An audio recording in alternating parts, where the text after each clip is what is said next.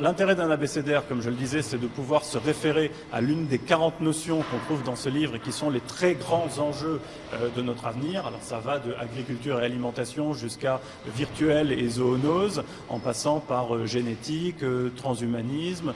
etc., etc. Mais il y a un fil conducteur. Ce fil conducteur, c'est un constat que le discours sur l'avenir est aujourd'hui un peu confisqué par deux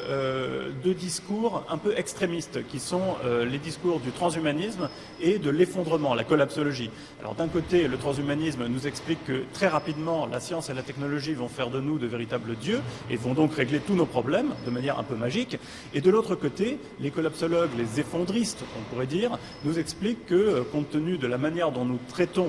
notre environnement, eh bien tout ça ne sera pas durable et que la civilisation, notre civilisation thermo-industrielle va s'effondrer, un peu no future, c'est leur discours. Enfin, c'est un peu plus compliqué que ça, parce qu'ils envisagent un futur après cet effondrement, mais dire que